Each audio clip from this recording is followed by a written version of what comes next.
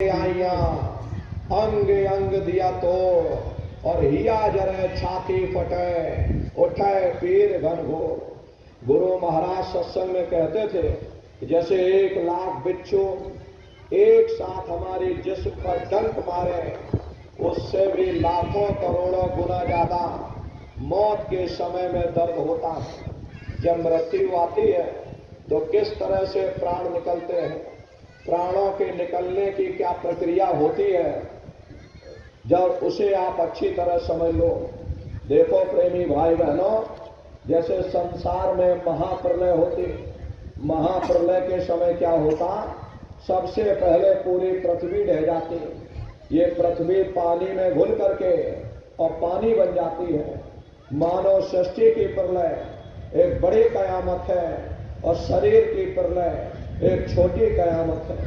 तो जैसे ही मौत आएगी, सबसे पहले गुदा चक्र टूटेगा, सिमटत भास श्वास उठ जावे, प्राण पति जब सिमट समावे, उस समय श्वासें रुक जाएंगी, शरीर की चेतना सिमटने लगेगी, तो सबसे पहले गुदा चक्र टूटेगा।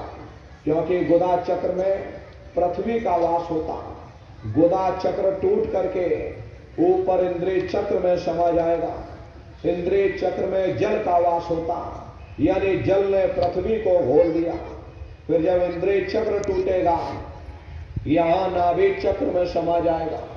नाभि चक्र में अग्नि का वास होता, यानी अग्नि ने फिर जल को सुखा दिया, ये नीचे से सिमटाव होगा। तो जब नाभि चक्र टूटेगा तो हृदय चक्र में समा जाएगा। हृदय चक्र में वायु का वास होता, यानी कि वायु ने फिर अग्नि को अपने में समाहित कर लिया, और इस तरह से वायु आकाश मोड़ गई। ये आंखों की पुतलियां पलट जाती हैं। जब यह कर्म कलाय उपजावे, बुद्धि सुरत की आन दबावे, जब यह जीवात्मा पांचों तत्वों को लांग करके जल पृथ्वी अग्नि वायु आकाश पांचों तत्वों को लांग करके ऊपर की ओर आती है, तो काल दाढ़ में आम दबानी, जब ढर के नैनन से पानी। जब काल अपनी दाढ़ में उस समय दबाता तो नेत्रों से पानी निकलता, इंद्रियां टूट टूट करके सब चकनाचूर हो जाती हैं, सब रिश्ते नातेदार खड़े रह जाएंगे, डॉक्टर वैद हकीम सब आपको घेरे रह जाएंगे, लेकिन आप अपनी पीड़ा को उस समय अपने मुख से बयान नहीं कर पाओगे। सिर्फ आपके नेत्रों से अश्रु टपकेंगे। अरे यमदूत आते हैं, प्राणों की डोरी को तोड़ देते हैं, और जैसे ही प्राणों की डोरी टूटी, जीवात्मा को खींच करके इस शरीर से अलग कर दिया जाएगा। और जैसे जीवात्मा शरीर से अलग हुई, ये शरीर हमारा मिट्टी हो जाता। फिर इस मिट्टी को एक रात अपने घर में कोई रखने को तैयार नहीं होता। तो जल्दी करो, अब इनकी शक्ल देखने में हमको डर लग रहा, इसलिए जल्दी से बाजार से कफन खरीद के लाओ, जल्दी से लकड़ियां खरीद के लाओ, जल्दी से इनकी चिता तैयार करो, इनको घर में से उठा ले जाओ, वही शमशान भूमि पर जला देना। जो कपड़े लत्ते ये पहने थे, इनके घर में जो कपड़े लत्ते पड़े हैं, अरे कपड़े लत्ते भी यहां से उठा ले जाओ। इनकी छुई हुई चीज अब हमको घर में एक नहीं चाहिए। जिस बिस्तर पर ये लेटे रहे, ये बिस्तर भी अशुद्ध हो गया है, इस बिस्तर को भी ले जाओ, वहीं शमशान भूमि पर जला देना। लेकिन उसने कोई सोने की अंगूठी पहनी होगी, कोई हीरे जवाहरात पहने होंगे, उसको धीरे से उतार कर तुम जेब में रख लोगे। बस वही एक अशुद्ध नहीं होगा, बाकी सब अशुद्ध हो जाएगा। अरे महात्मा कहते हैं कि भाई कुटुंब परिवार मतलब का बिना धन पास नहीं जाए। ये रिश्ते नातेदार, ये कुटुंब परिवार वाले, ये सब स्वार्थ के संगी साथी। अरे आज आपकी जेब में पैसा है तो सब जैसे तैसे तुमसे रिश्तेदारियां कायम कर लेंगे। आज तुम्हारी जेब खाली हो जाए तो बेटा बाप को बाप कहने के लिए तैयार नहीं होता। आप रोज कचहरियों में मुकदमों का हाल देखते हो। यदि किसी पिता ने बंटवारा करते समय किसी बेटे को 1,000 रुपया कम दे दिया, या 1 बीघा जमीन कम दे दे तो बेटा बाप का दुश्मन बन जाता, उसे ले जाकर कचहरियों में खड़ा कर देता। अरे अपना यहाँ क्या है, ये स्वार्थ के संगी साथी। हरे प्रेमी भाई बहनों, कोई तुमको याद करने वाला नहीं रहेगा। अभी बूढ़े बुजुर्गों से पूछा जाए, क्या तुमको तुम्हारे माँ बाप की याद आती है? कहेंगे भाई नहीं आती। अरे क्यों नहीं आती? तुम्हारे माँ बाप थे, तुमको पाला पोसा बड़ा किया, खुद भूखे रहे होंगे, तुम्हारा पेट पाला होगा, तुमको तुम्हारे माँ बाप की याद क्यों नहीं आती? क्योंकि तुम्हारे सामने तुम्हारे लड़के बच्चे हो गए, तुम्हारे नाते पोता पंते और संती हो गए, इसलिए तुम अपने माँ बाप की यादों को भूल गए हो और नई यादों में बस गए।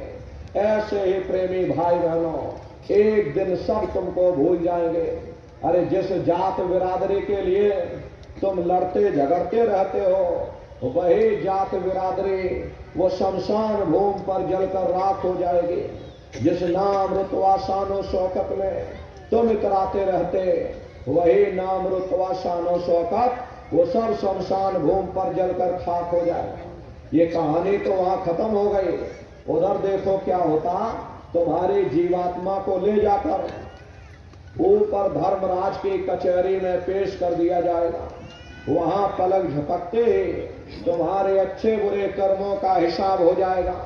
धर्मराज तुमको सजा सुना देंगे, ले जाओ इनको फलाने नरक में डाल दो, क्योंकि इनको मैंने मौका दिया था जब ये माँ के घर में उल्टे लटके हुए थे।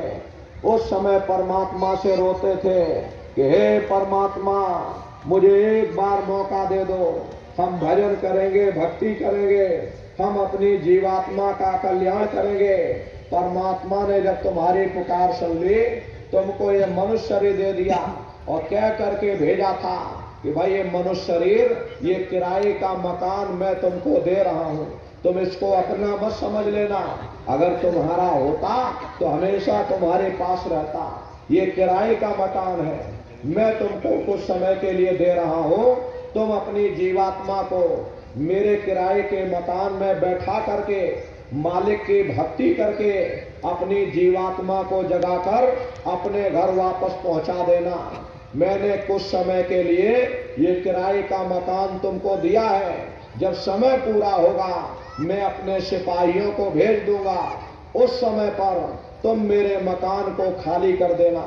लेकिन जैसा साफ सुथरा मैंने तुमको ये किराए का मकान दिया, वैसा साफ सुथरा तुम मुझको वापस लौटा देना। लेकिन इस किराए के मकान में बैठ करके इन्होंने अच्छे बुरे कर्म कर डाले, कर्मों के भंडार इसमें भर दिए, मेरे मकान को इन्होंने गंदा कर दिया, इसलिए कर्मों की सजा इनको मिलेगी। ले जाओ इनको फलाने नरक में डाल दो। अरे महात्मा कभी झूठ नहीं बोलते। महात्माओं ने जब साधना किया, साधना करके जब ऊपर गए और ऊपर जा करके जब उन्होंने नरकों का हाल देखा, तो हमारी आपकी जानकारी के लिए उन्होंने उन किताबों में लिख दिया, लोह के खम्भ तपत के माहे और जहां जीव को ले चिपटाए, वहां लोहे के खंभे अग्नि से धधक धधक कर लाल हो रहे। ऐसे खोटे जीवों को उन खंभों में चिपकाया जाता, जीव हाय हाय करके तड़पता है, तड़प तड़प जीव जुलम बुखारे, तपत खम्भ दुखी उपजे भारी। असहनी वेदना होती है, असहनी दुख दर्द होता, जीव वहां रोता चिल्लाता रहता, लाखों लाख योजन मील तक तुम्हारे रोने की आवाज जाएगी, लेकिन नर नारियों उस समय तुम्हारी कोई पुकार सुनने वाला नहीं रहेगा। ये दुर्दशा क्यों हो गई? क्योंकि हम लोग मनमुखी हो गए, मन के कहे पर चलने लगे, मन के कहे पर चल करके अच्छे बुरे कर्म करने लगे। कर्मों का ये जखीरा अंबार के अंबार हमने अपने सिर पर लाद लिए, आज उन्हीं कर्मों का भोग पा रहे। अरे महात्मा कहते हैं कि भाई नर के अनेक कने और हैं, कहाँ लग कहो बखान, दुख भोगते यह जीव जो जाने जो भोग समान। तो भाई एक नरक नहीं, ऐसे वहां अनेकों अनेक नरक बने हुए, अलग अलग खोटे पाप कर्मों के वहां पर अलग अलग नरक बने हुए। ये जीव अपने कर्म के अनुसार अनंतों अनंत युगों तक, वर्षों की बात नहीं कर रहे, अनंतों अनंत युगों तक जीव अपने कर्म के अनुसार नरकों की यातनाएं भोगता रहता। और नरकों की यातनाएं भोगने के बाद में इसी जीवात्मा को सीधे मनुष्य शरीर नहीं मिलता, बल्कि इसे 4 खान 84 लाख योनियों में डाला जाता। ये 4 खान 84 लाख योनियां ये कोई मामूली योनियां नहीं होती। 4 खान का मतलब होता है अंडज पिंडज उपमज स्थावर। ये 4 खाने पहली श्रेणी पेड़ पौधों की होती है, जिन